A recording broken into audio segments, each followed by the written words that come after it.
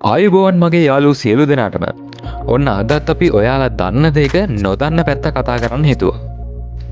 අලංකාර රන් පැහැ දවටනය කොතලා සිත්ගන්නා සුළු ඇසුරුමකින් වෙළඳපොලට එන්න ඔබ අප හැම දෙනා මසා තිබෙන ෆෙරරෝ රොච ලෝ ප්‍රමුඛ පෙලේ චොක්ලට් නාමයක් කියලා ඔගොල්ලෝ හොඳින්ම දන්නවා.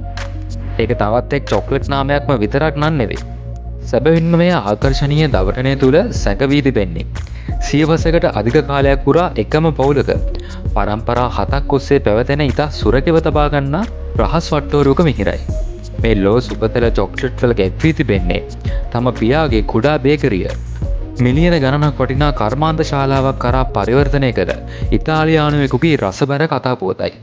ඉතින් මේ පිළිබඳව දැනගන්න වැඳෙන්න ආරාධනා කරනවා ඔබගේ ආදරණීය YouTube නාලිකාව සමග මේ සුවිශේෂී වීඩියෝවේ අවසන් තප්පරය තෙක්.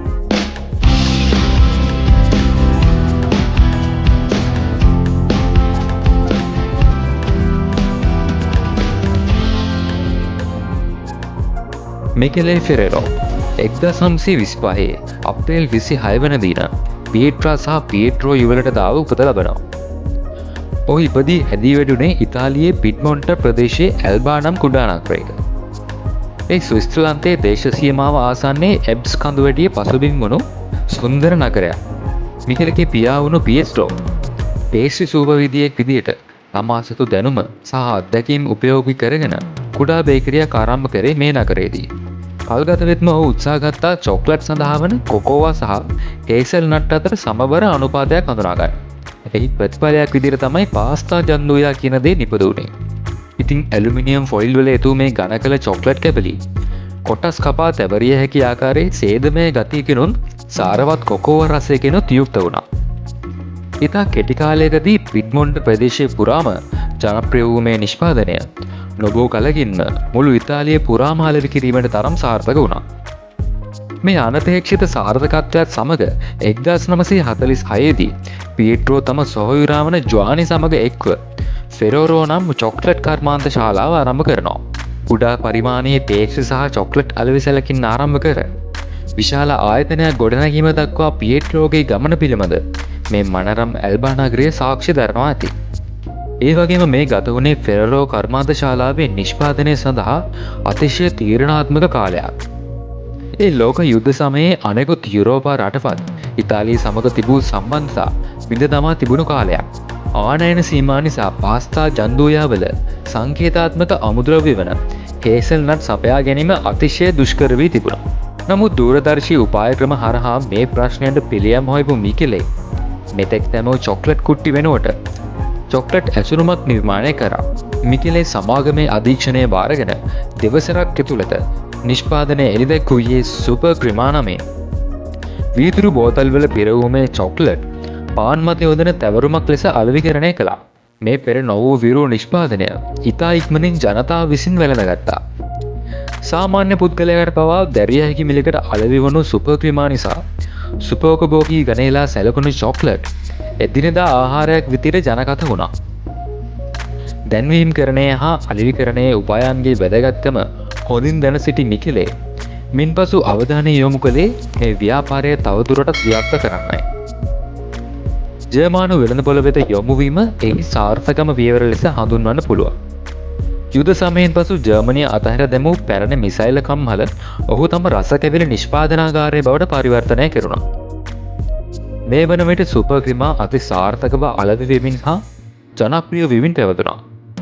නමුත් තමන්ගේ පියා වගේම මිකෙලෙත් වඩා සුවිශේෂී චොක්ලට් රසයක් සඳහා අවශ්‍ය අමුද්‍රව්‍ය තුලනය කිරීම දිගින් දිගටම අත්හදා බැලුවා.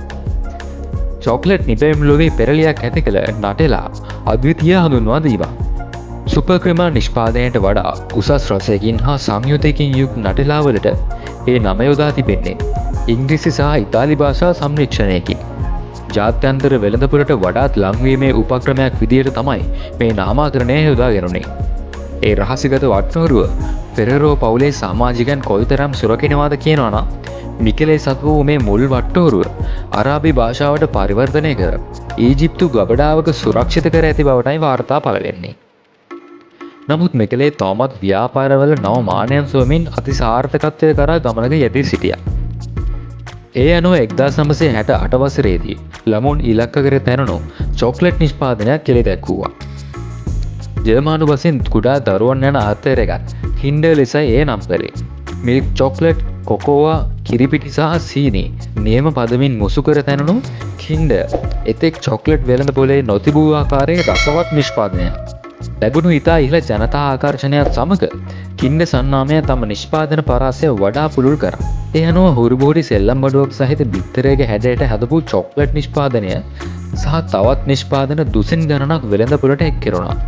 මේ අත්තිවාරම තවත් සවිමත් කරමින් වර්ෂ 1979 දී ඔහු තම විශිෂ්ට නිෂ්පාදනය හඳුන්වා දෙනවා. එහි මූලාරම්භය ආගමික පසුබිමකින්ද යුක්තයි. දකුණු දිග ප්‍රංශයේ ලෝඩ්ස් ප්‍රදේශයේ පිහිටි රොජර්ට් මසබෙල් ඉතා ආගමික වටිනාකමකින් යුක්ත පූජනීය ස්ථානය. මේ පූජා භූමියේදී පුරාණ සාන්තුවරයෙක්ට කන්‍යා මරියතුමියව දර්ශනය වූ බව ඉතිහාසයේ සඳහන් වෙනවා. මිකෙලේ වරක් මේ ශුද්ධ වූ භූමිය වන්දනා කිරීමට පැමිණියා. ඒ ආනුභාවයෙන් දැඩි ලෙස පිබිදුණු මිකෙලේ එදා සිට සෑම වර්ෂයක් පාසා ලෝඩ්ස් භූමිය අකණ්ඩව වන්දනා කරා.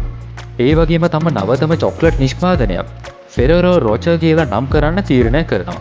මේ චොක්ලට් වර්ගය එහි සුවිශේෂී නමටම ගැලපෙන ආකාරයේ ආකර්ශනීය ආකෘතියකින් යුක්තයි. ඒ නිර්මාණය වෙන්නේ නැවුම් හේසල්නට් එකක් නටලවල තවරලා ගෝලාකාර වේෆර් ඇසුරුමක රඳවා ඒ මත චොක්ලට් සහ රෝස් කරන ලද හේසල්නට් කැබලි දවටීමේ. මේ හැම චොක්ලට් ගෝලයක්ම වෙන්වෙන්ව රත්තරම් පෑ ආවරණවල උතා කුඩා කඩදාසි බඳුනක අලවා ෆෙරරෝ රොචර් නාමය මතු පිටට මුද්‍රා කර තිබෙනවා. ෆෙරරෝ චොක්ලට් වල වාර්ෂික අලවියෙන් අඩකට වඩා සිදුවන්නේ නත්තල් සහ අලුත් අවුරුදු සැමරුම් සහිත කාල සීමාවකි. අද වෙන විට මේ චොක්ලට් වර්ගය විවිධ රසවල් වලින් වෙළඳපළට නිකුත් කෙරෙනවා. චොක්ලට් සහිත ප්ලාස්ටික් රඳවන පවා නිර්මාණය කෙරෙන්නේ මේ අලංකාර රත්තරන් පැහැ ගෝල පැහැපිලිව පෙනෙන ලෙසටයි. ඔටින්ම මෙහි අන්තර්ගත වෙනොත් ඇසුරුමෙනුත් සෞන්දර්යාත්මක රසයක් ගෙන දෙන නිර්මාණය. ඒ නිසාම අදරත් මේ චොක්ලට් වර්ගය යම්තාක් දුරකට සුපෝකභෝගී භාවය, ධනවත් භාවය සහ උත්සවාකර්ෂය සමග බැඳී පවතිනවා. 2015 වසරේ පෙබරවාරි 14 වෙනිදා මිකෙලේ ෆෙරරෝගේ අභාවප්‍රාප්ත වීමත් සමග සමාගමේ අධිකාරිය පැවරුණේ ඔහුගේ පුතුන් දෙදෙනා වන ජුවානි සහ පියේට්‍රෝ දෙපළටයි. මිය යන විට ඉතාලියේ ධනවත්ම පුද්ගලයා ලෙස පෙරමුණේ සිටි නිකෙලේ ෆෙරරෝ සතු වූ මුළු වත්කම ඇමරිකානු ඩොලර් බිලියන 26ක්. මිකෙලේ ෆෙරරෝගේ මේ ජීවිත කතාවෙන් ඔබටත් ඔබගේ ජීවිතයට ආදර්ශයක් ගන්න පුළුවන් යාළුවනේ. ඉතින් අවසන් තප්පරයතෙක් මේ වීඩියෝ නැරඹු ඔබට ස්තුතියි. ඉතින් මෙවැනි දැනුම පිරුණු වටිනා රසබර වීඩියෝ ඔබට දිගින් දිගටම නරඹන්න අවශ්‍ය නම් අපගේ Universe Hub YouTube channel එක subscribe කරලා තියාගන්නත් අමතක කරන්න එපා. පහලින් තියෙන bell icon එක ඔබ click කරොත් ඔබට අපි වීඩියෝ එකක් දාපු සැනින් ඒ දැනගැනීමට හැකියාව තිබෙනවා. ඉතින් යාළුවනේ නැවත ඔබ හමු වීමේ බලාපොරොත්තුවෙන් අදට අපි ගිහින් එන්න. ඔබට සුබ දවසක්.